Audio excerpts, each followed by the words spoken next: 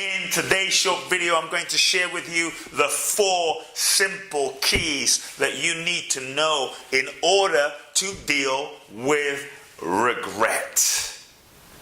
My name's Kute Blackson, nationally best-selling author of You Are the One. You know, regret is that feeling that we have all had in moments of our lives. When you look back on your past, maybe a relationship, maybe an experience, maybe the way you were with a parent, and you feel this sense of, I wish I had, been more kind. I wish I had been more present in my relationship. I wish I hadn't said that. I wish I had chosen that or done that. And so regret is that sort of negative feeling that you carry with you into your present, that robs you of your present and stops you from fully enjoying the moment now based on what you thought you should have done in the past. Many times when we think about things we regret, what we tend to do is judge ourselves. Beating yourself up in order to try and make the past different is only a recipe for suffering.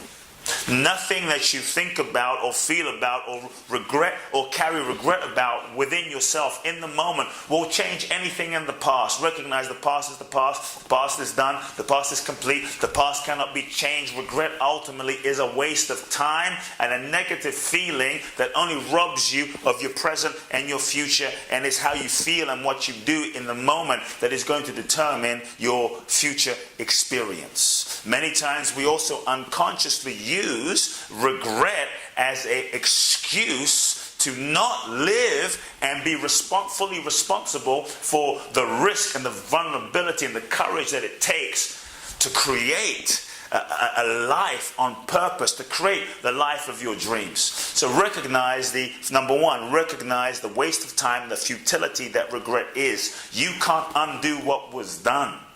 Realize also that who you were in the past is not who you are now, and in hindsight you are able to see different perspectives and learn. So who you are now is not who you were then, and at that moment realize that you did the best that you could and you knew how to do based on your current level of thinking and consciousness and evolution and conditioning and pain and fears in that moment.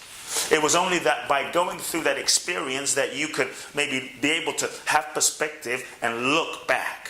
So just acknowledge that. Realize judging yourself is a waste of time, and judging yourself only tends to reinforce the very thing, the very behavior, the very way of being from the past that you're trying to shift, change, or have be different. So it serves nothing. Regret serves nothing. However, I will encourage you, if you feel regret, there is a small gift in regret. Don't suppress it. Don't deny it. Don't try and numb it. The second most important thing is to actually acknowledge your regret and look for the gift inside of your regret. Look for the gift and actually allow yourself not to wallow, not to judge, but to simply feel the pure feeling that the regret is bringing up. The regret can be used as motivation.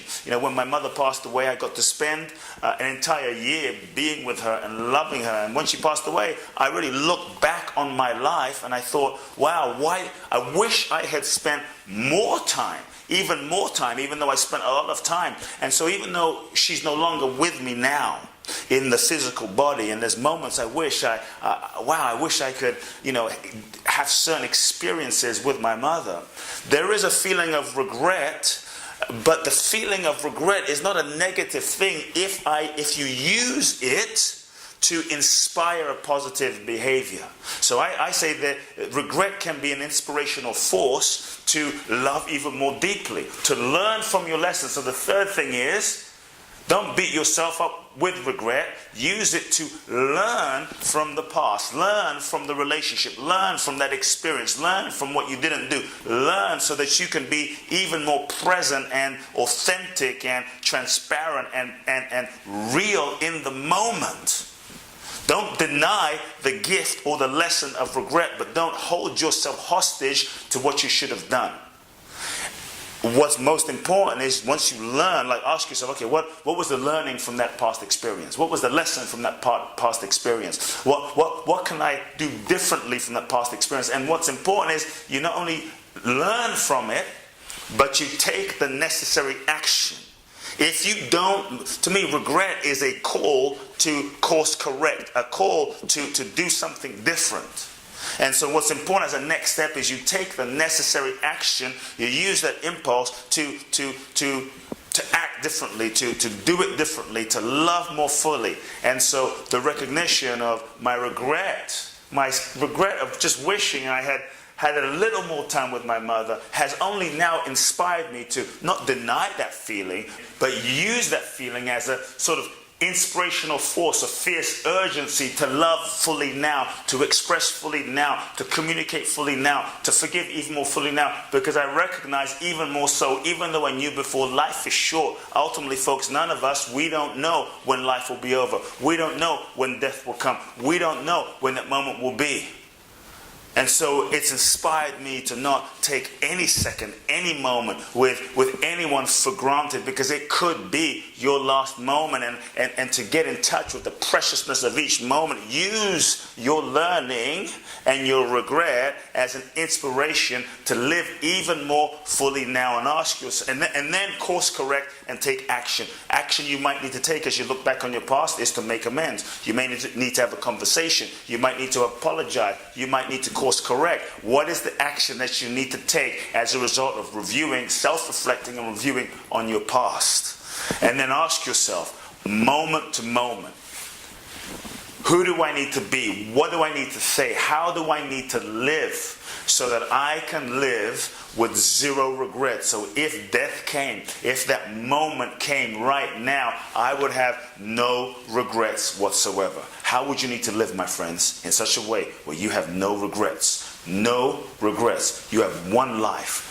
And life that we have is a privilege. We have this amazing incarnation as human beings to live, to love, to learn, to grow, to evolve. Realize that you are a human being. You're not going to do it perfectly. You're going to screw up. There's going to be things in your past. It's natural that you wish you had done differently. If there's not going to be, and you did it perfectly, likely you wouldn't need to be on this planet. You wouldn't need to be born. So you're not meant to be a perfect human being. You're going to make mistakes, but you recognize they're not mistakes. They're just growth, evolutionary, learning opportunities that your soul needed to go through so that you could become the person that you were meant to become, so that you can fulfill the purpose and the destiny that you were meant to fulfill. So on some level, you had to go through that. You had to do that. You had to not do that.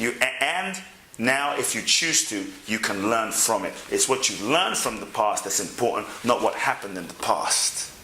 And so, who would you need to be? What would you need to say? Who would you need to speak to? And how would you need to live so you have no regrets? And then live that way. Life is short, amazing friends. You have one life. As you live it fully, live with no regrets. Folks, if you enjoyed this short video blog, please do share it with your friends and family. Make sure you subscribe to my YouTube channel. Go to my YouTube, subscribe. Also, follow me on Instagram and Facebook, social media. Look forward to connecting with you soon. Love now.